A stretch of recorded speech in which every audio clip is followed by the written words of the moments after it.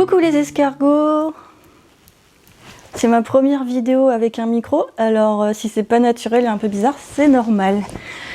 J'ai pris un micro pour pouvoir continuer de vous faire des vidéos, même si je suis malade. Pour ceux qui me suivent depuis longtemps, vous le savez, j'ai des gros soucis de santé et faire plein de plans différents, c'est devenu vraiment très compliqué. Je fais mon premier test de vidéo micro et je pense que si jamais ça vous plaît et si jamais j'y arrive, j'en ferai d'autres. Mais aujourd'hui, ce dont je vais vous parler, c'est ma liste lecture de cet été.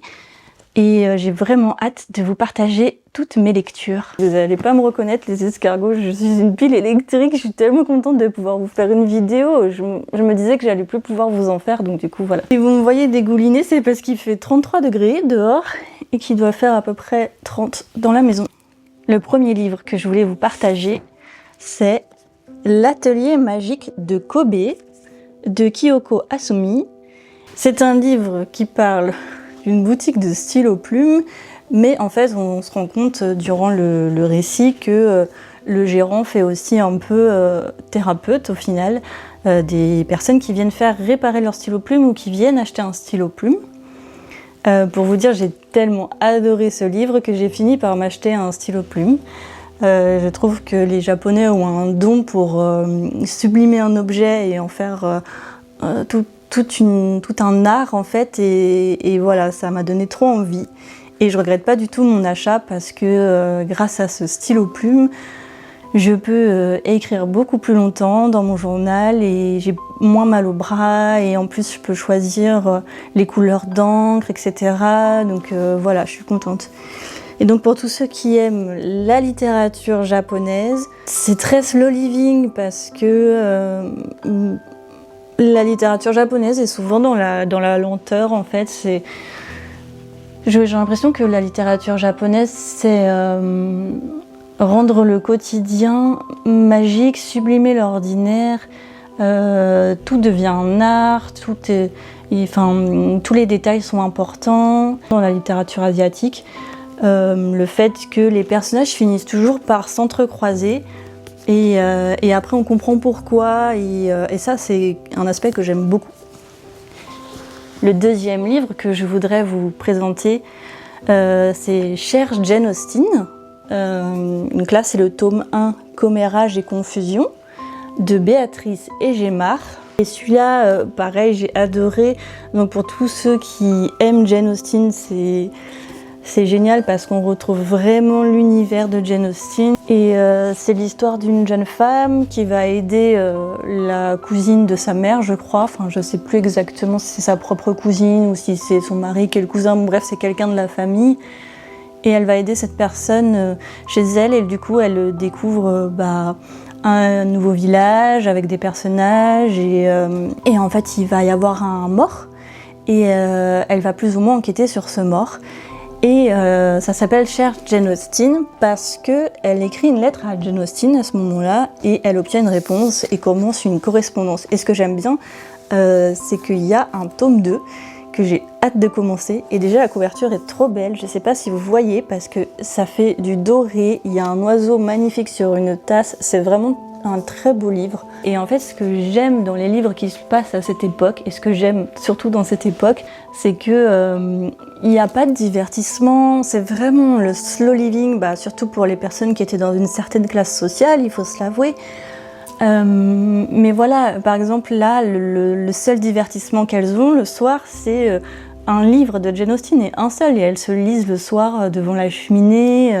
Il y a tout se passe lentement en fait, et ce que j'aime bien, c'est que je sais pas à quel point ça retranscrit vraiment comment c'était à cette époque-là, mais je pense que les cerveaux étaient vraiment pas habitués à recevoir autant d'informations, etc. C'était au tout début où les femmes commençaient à lire, où il y avait des romans, etc. Donc voilà. Et on voit qu'elles sont submergées en fait par les émotions d'un livre, que c'est vraiment quelque chose d'extraordinaire. Alors pour nous, qui avons 1 million de séries, de films, le choix dans tout, on n'est pas là, oh waouh, j'ai trouvé un livre qui me plaît et c'est génial, je vais pouvoir le relire 10 fois. On n'a plus du tout ça à notre époque. Ce que j'adore, c'est le fait qu'à cette époque-là, le seul divertissement, c'est l'autre, c'est l'être humain. Et du coup, bah, ils sont obligés de faire des efforts pour bien s'entendre en fait. Et ça, c'est quelque chose qui manque dans notre époque. Voilà, donc ils font tous des efforts, même si, bon, forcément, ça s'appelle commérage et confusion. Donc il y a toujours des ragots, des petits ragots, mais il y a quand même encore les valeurs qui sont valorisées. Bon, valeurs valorisées, bon, tant pis. C'est vraiment le fait d'être une bonne personne, le fait de la vertu. C'est des choses qu'on voit plus aujourd'hui, en fait. Même dans les livres et les séries, là, il y a vraiment la dignité, la loyauté, il faut pas mentir, etc. Et moi, je trouve que ce sont des valeurs qui mériteraient d'être mises en lumière à nouveau, en fait.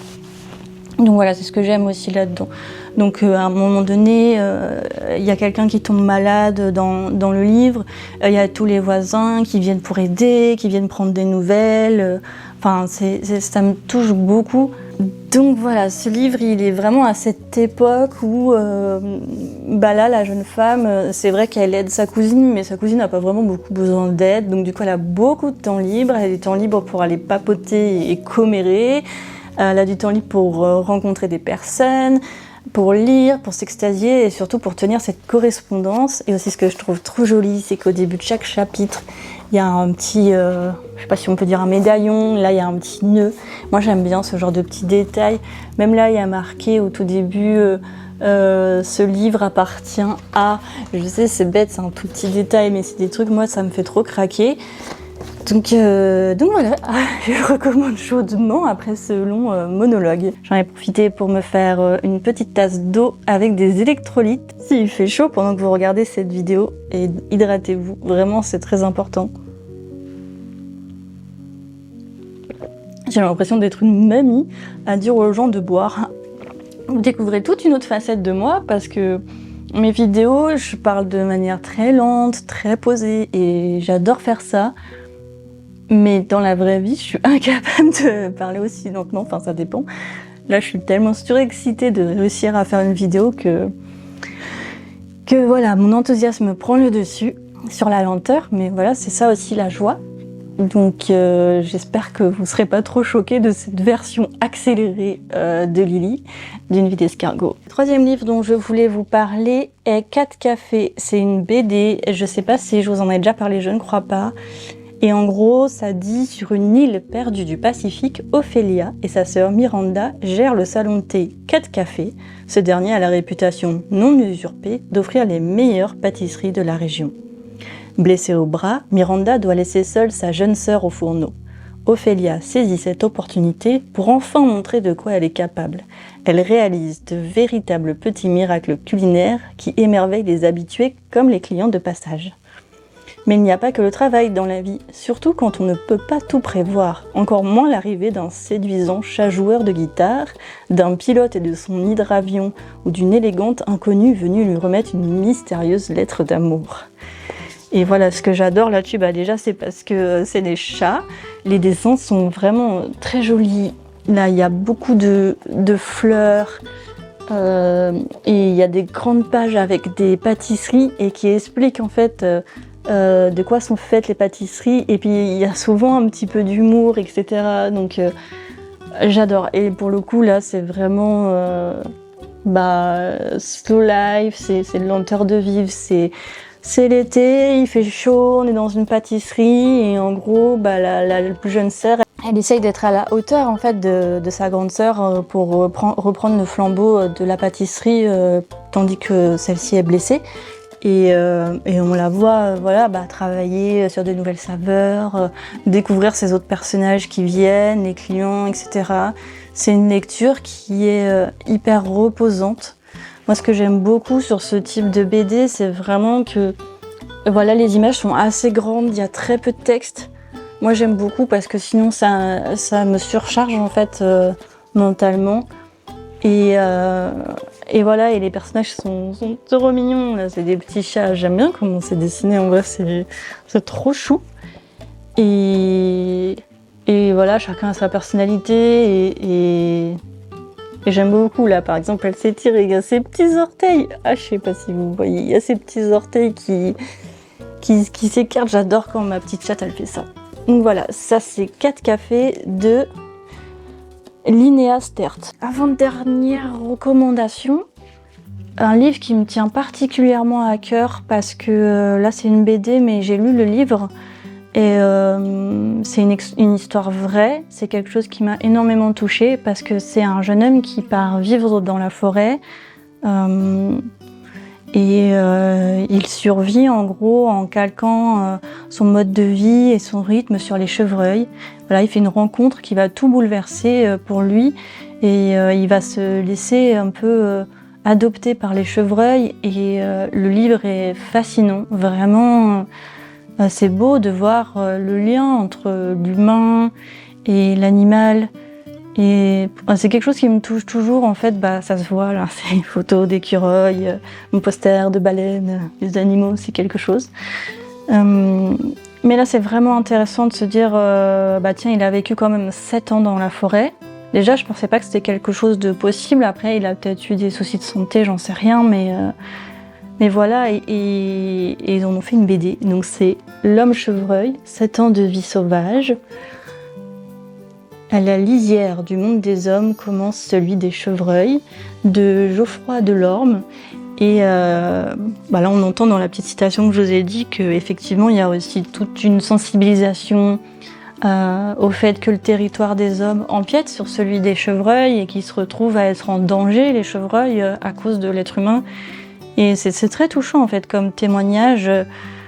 J'ai adoré le livre et bon, pour être honnête avec vous, j'ai commencé la BD, là j'en suis pas très loin, mais les illustrations sont magnifiques.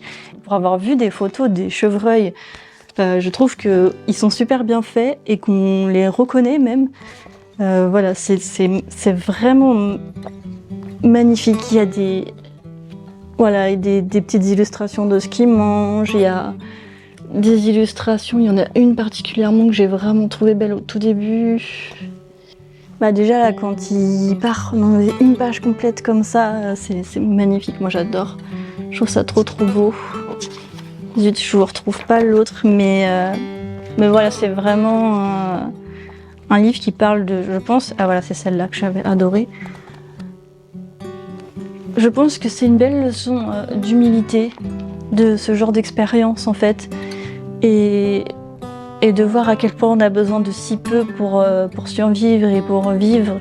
Et pour l'instant, je trouve la BD très bien faite. Ce qui me touche, c'est que là, je venais de lire, justement, avant de commencer la vidéo, je venais de lire un passage qui m'a vraiment touchée. Et je vais vous le lire comme ça. Au fil du temps, je parviens à me débarrasser des tourbillons de pensées qui parasitent mon expérience sur le terrain. Seul en forêt avec les chevreuils, je ne pense à rien, je ne mets pas de mots, ni aucune définition sur ce que je vois, respire ou entends. Je me contente d'être là, avec eux, et de ressentir la nature plutôt que de la décortiquer. L'adaptation au milieu naturel est un processus long qui demande de la patience. Le métabolisme change, l'esprit change, les réflexes changent, tout change, mais lentement. La forêt n'est ni bonne ni mauvaise, simplement elle oblige à se remettre en question constamment. Avec en plus la petite illustration du petit oiseau trop mignon. Mais voilà, ça m'a vraiment touchée parce que j'ai pu avoir la chance d'accéder à ce type d'état où en fait on est tellement dans le moment présent qu'il n'y a plus l'esprit critique, il n'y a plus l'analyse, on respire en fait ce qu'on vit. Je ne saurais pas comment l'expliquer, là je trouve quand même que les mots sont bien dits. Il y a vraiment...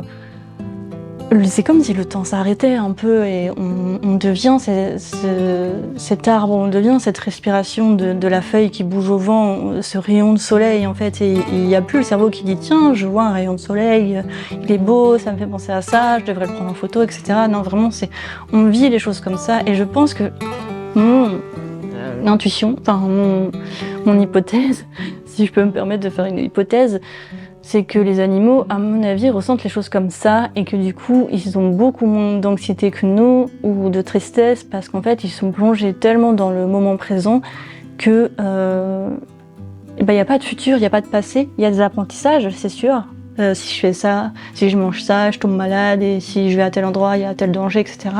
À tel endroit, c'est sécurisé, mais c'est vraiment très organique, naturel, vraiment ça...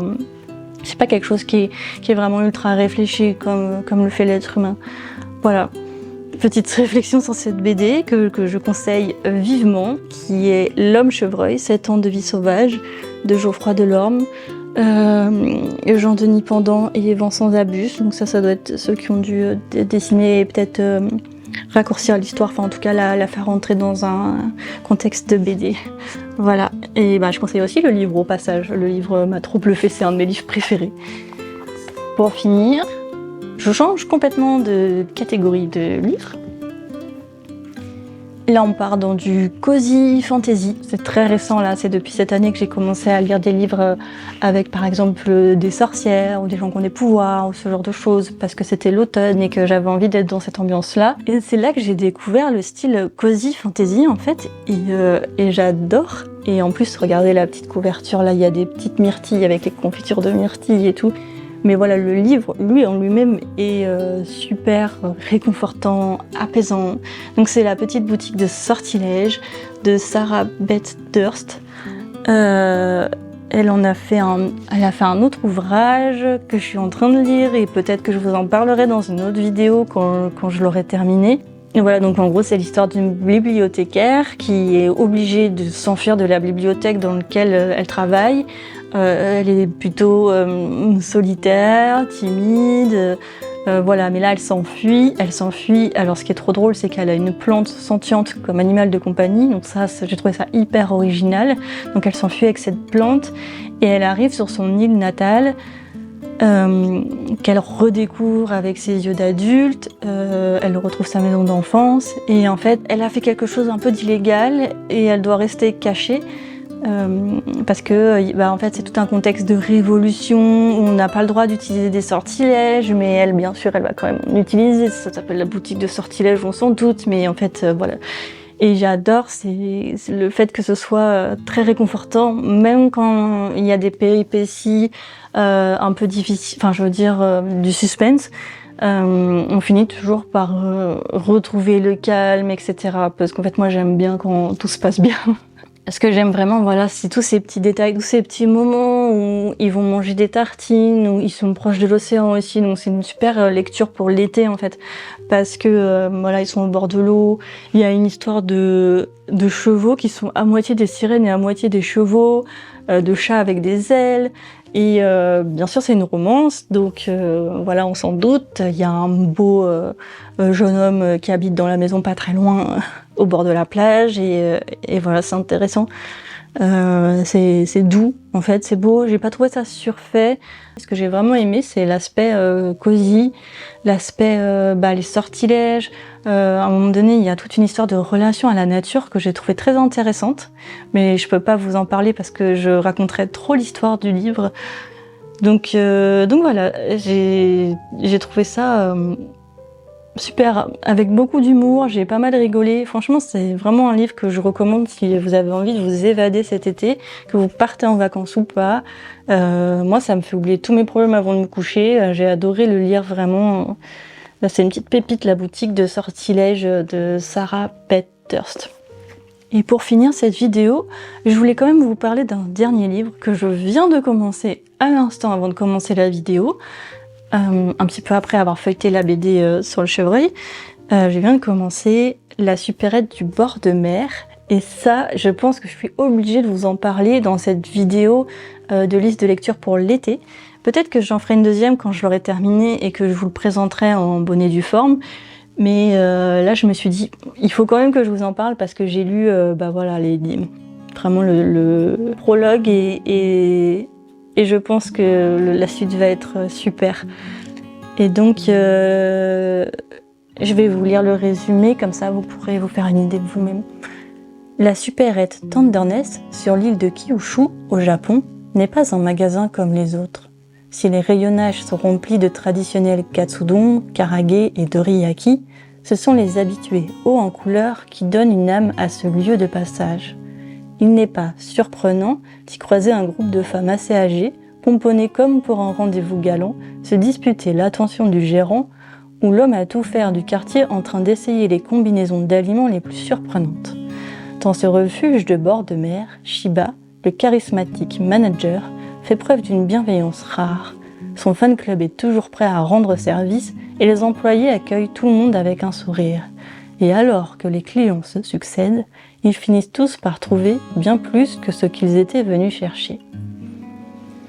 Et voilà, je pense que vous avez compris que le style de littérature que j'aime bien, c'est vraiment ça en fait. Le contexte est ordinaire, c'est comme pour le livre de magasin stylo plume, c'est assez ordinaire, on va chercher un stylo, etc. Mais il se passe quelque chose dans l'échange humain en fait. Le lien humain, c'est vraiment ce qui est le plus important et c'est aussi ce que j'avais envie de vous dire dans cette vidéo. C'est que c'est le plus important et on est en train de le perdre et c'est trop dommage parce que c'est la chose qui nous rend humains, c'est ce lien qu'on a entre nous, les uns avec les autres. Et ce genre de lecture fait du bien à mon cœur pour cette partie-là qui a envie de lien humain.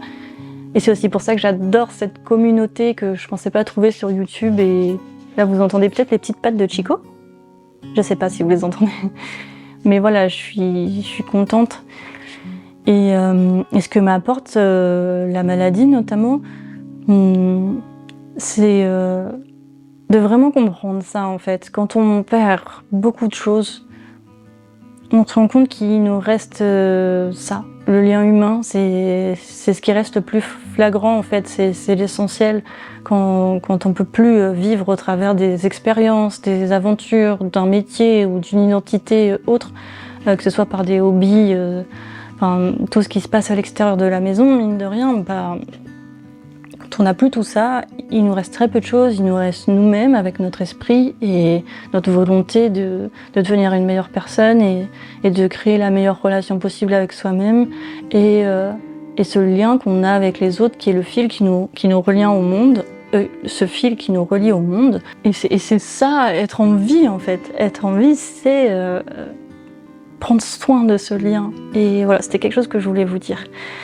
Et ben la prochaine fois, j'ai tellement de choses à vous dire sur le thème justement du deuil lié à la maladie, de comprendre les pertes qu'on a et comment les transformer, comment les faire évoluer. Et j'ai hâte de pouvoir tourner cette vidéo sur ce sujet.